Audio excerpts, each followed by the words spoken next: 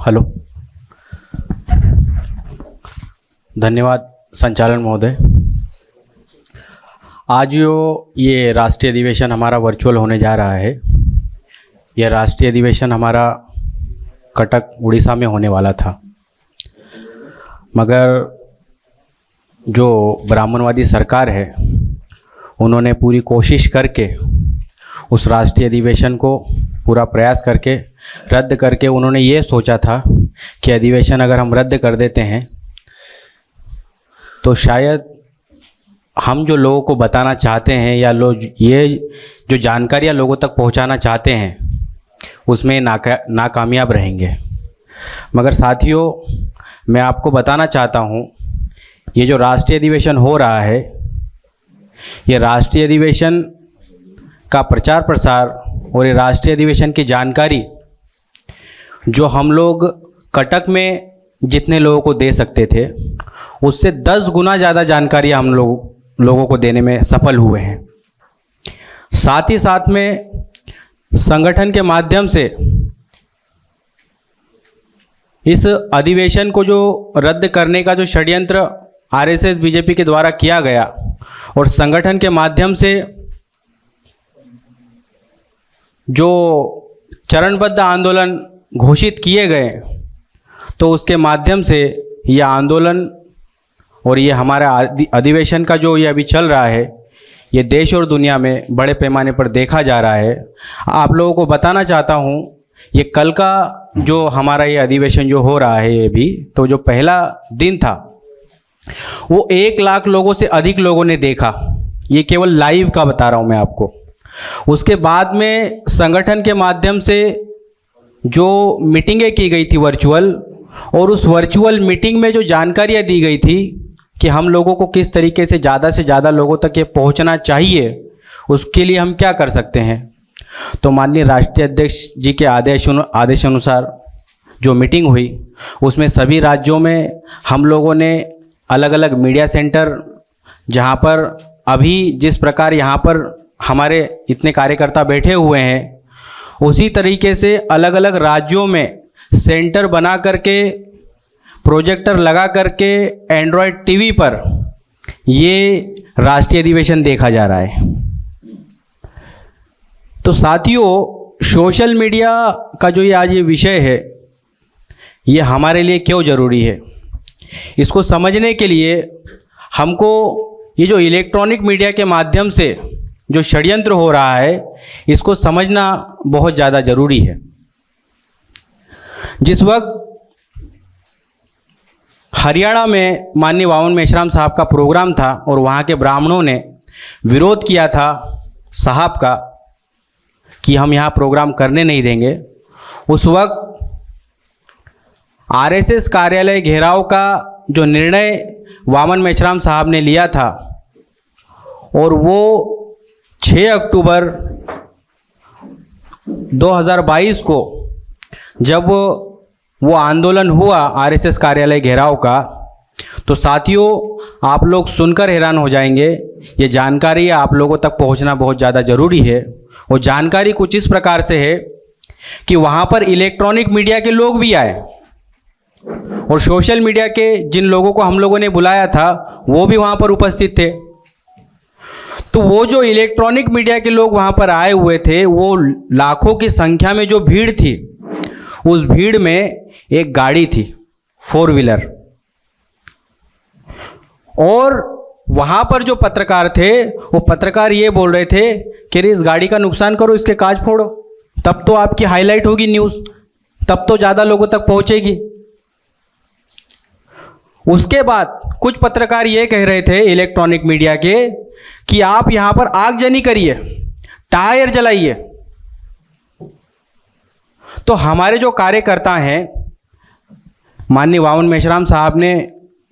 जो अथक प्रयास से ये जो नेतृत्व और ये जो कार्यकर्ताओं को जो तैयार किया है, तो वो हमें उस दिन देखने को मिला। जब वहाँ पर वो टायर जलाने की बात की जा रही थी, वो गाड़ी फोड़ने की बात की जा रही थी, उस वक्त हमारे कार्यकर्ता ये कह रहे थे कि आप षड्यंत्र कर रहे हैं, आप गलत मैसेज देना चाहते हैं। हम लोग एक ऐसे आंदोलन से आते हैं जो शांतिपूर्वक अनुशासन में रह कर के आंदोलन करता है,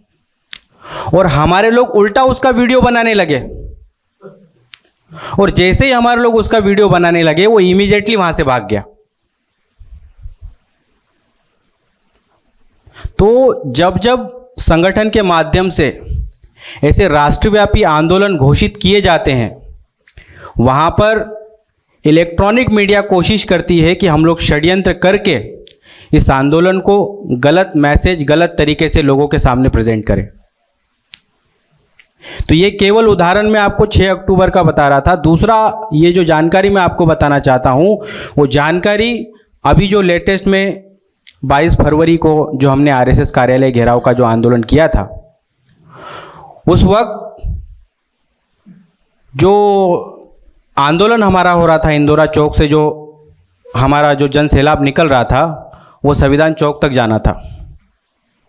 तो 2 साइड के जो रोड होते हैं, उसमें जो एक साइड था वो पूरा फुल भरा हुआ था, एकदम हाउसफुल। एक बड़ा जन सैलाब जो है इंदौरा चौक से संविधान चौक के लिए जा रहा था। तो उस बीच में एक एम्बुलेंस छोड़ी गई थी, आप सभी लोगों ने लाइव में देखा होगा। तो जब वो एम्बुलेंस आ रही थी तो इमीडिएटली हमारे कार्यकर्ताओं ने जो माइक था उसके माध्यम से अनाउंस किया कि इस एम्बुलेंस को जाने दिया जाए। साथियों, आप सुनकर हैरान हो जाएंगे, उस वक्त में वो जो 4 व्हीलर, वो जो गाड़ी थी हमारी प्रचार की गाड़ी थी, उसके ऊपर मैं खड़ा हुआ था और वहाँ से वो लाइव चला रहा था। वो जब मैं वो सीन देख रहा था तो वो जो पूरा रोड हमारा जो हम लोग घेर करके चल रहे थे, लाखों का जन सैलाब जो चल रहा था, एकदम से 2 टुकड़ों में बंट गया और उस एम्बुलेंस को जाने के लिए हम लोगों ने रास्ता दिया।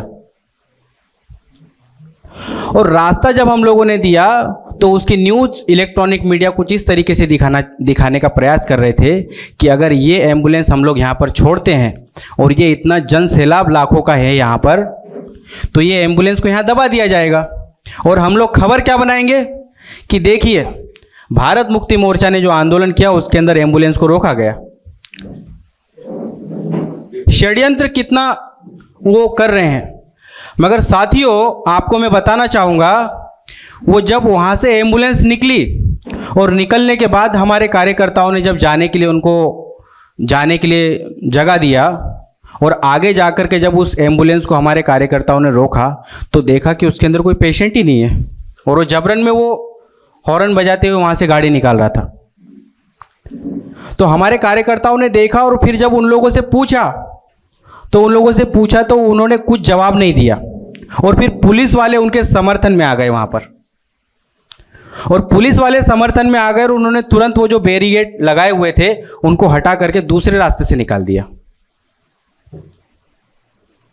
तो इस प्रकार से हमारा ये जो होता है, हमारा आंदोलन होता है, उस आंदोलन में किस तरीके से षड्यंत्र किया जाता है इलेक्ट्रॉनिक मीडिया के माध्यम से। ये केवल एक उदाहरण नहीं है, 2 उदाहरण नहीं है, ऐसे कई उदाहरण हैं। मगर संगठन ने जो नेतृत्व ने जो हमारा ये जो कैडर बेस आंदोलन और कैडर बेस तैयार कार्यकर्ताओं को किया है, वो साहब अगर वहाँ पर नहीं भी है तो वो खुद ही इस प्रकार से निर्णय लेते हैं कि वो निर्णय एकदम संगठन के लिए उचित होता है। चाहे वो चुनाव आयोग कार्यालय घेराव के समय हो, चाहे वो भारतीय विद्यार्थी मोर्चा के माध्यम से जो हमारा आंदोलन हुआ था वो हो, ये सारे आंदोलन जो है हम लोगों के बड़े ही अनुशासन में रह करके हुए हैं।